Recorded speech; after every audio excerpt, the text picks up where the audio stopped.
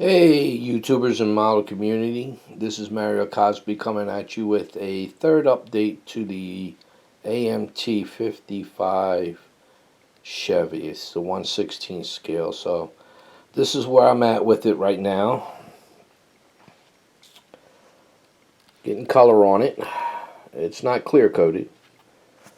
That is going to be the stance because it's resting on the frame. The rear diffs in. I added, I don't know how well you can see it. Let me see if I can zoom in up on it.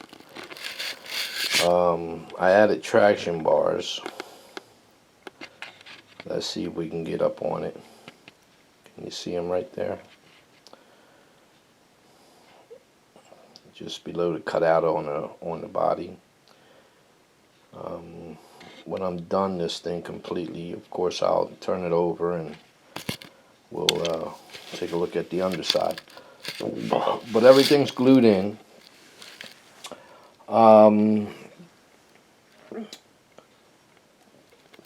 That's the final color. That's Wilmington white. I didn't want a bright white.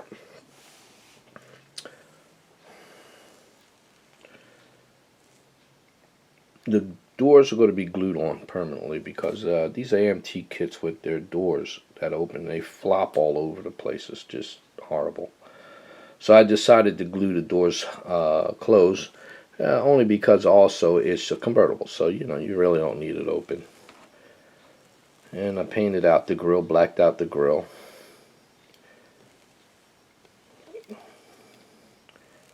So yeah, that's where it's at.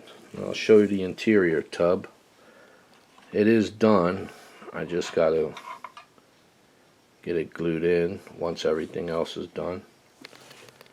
Here's the interior tub. Now, there's a guy, 3D Customs, who makes a BMW shifter, floor shifter.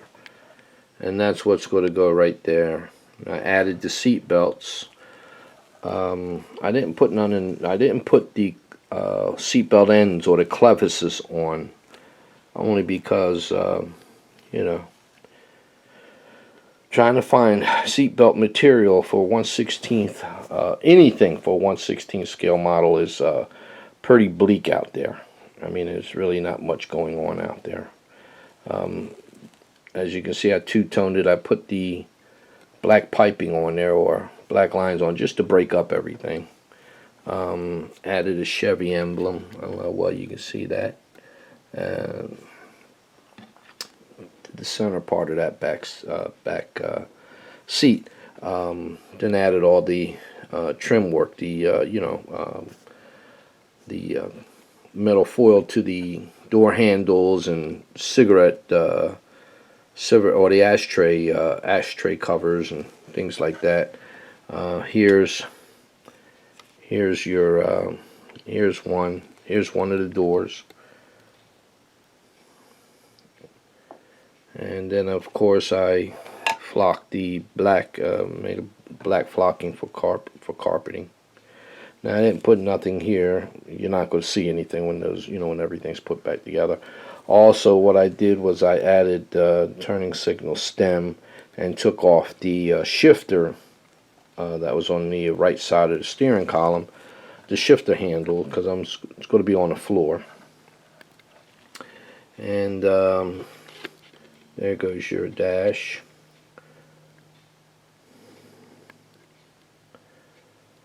With your gauges. So yeah, I think that turned out very well. So far, so good. I'm very happy with it. What I'm not happy about is the engine. The gentleman from Texas, I think it's 3D Texas is his website or the name of it. He caught COVID several weeks ago, so he tells me he's all backed up. So I don't know when I can order one from him. But I did find a guy out in Canada who has the same exact engine. I ordered that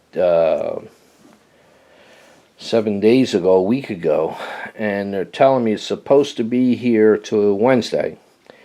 But when I go on, because I got it off of eBay. When I go on the site to check it, to check the progress of the shipping, this is where it's at. Tracking number was provided, and that was on January 30th. I understand that there's a border blockage by truckers up there, and at one point they just allowed 2 lanes opened for in and out, but I know there's more than one way of entrance into Canada. So hopefully we'll see. I doubt it. So that's the only thing that's holding me up, is the engine. Everything else is basically done. Some parts of the model are sanded, like the back part, the doors, the hood. Well, at least that door is. This door isn't. Only because this thing is still gassing out. So I still smell a little of the paint. So I'm going to let it gas out all the way. Now, the white is not Duplicolor. That's Model Masters. Even though that is dry. That is gassed out already. So there you have it, YouTubers. Hoping you guys are liking the final stance of it, and the wheels are on. It's on the frame. Everything's done. As you can see, everything's glued in. Back end, everything's done. Here, I'll show you what we're talking about with there's the traction bars. Everything's glued in. So we'll see what happens in the next few weeks. I'm hoping to have this done by March. I think it's 4th. They're having it's the Philadelphia NNL in Philly. I'm definitely going. I got other ones I can take, but I definitely wanted this one to go. But if not, yeah, there'll be more during the year. So I'm not going to be that disappointed. And of course, everybody, these where it's gray at here, that's the primer. But it was interesting. I was trying to figure out how am I going to. This says Bel Air. I wanted that. There's no photo etch parts for this, for the 1/16 scale, at all. Normally, photo etch would bring all the emblems, and all the, the name tags and stuff like that goes on the body. But this didn't. So what I decided to do is since it was highlighted, or since it was above the surface or the pre-mold of this, I just sanded it down to the primer, and I think it came out pretty good. I'm gonna leave it just like that and just clear coat it and be done with it. So yeah, all this here, all the gray here, and the door right there, and right here, all be bare metal foil. Of course, the windshield frame and all that, the wipers and all that will be bare metal foiled. And they had the emblem for the Chevy Emblem was in chrome, but it looked too toyish.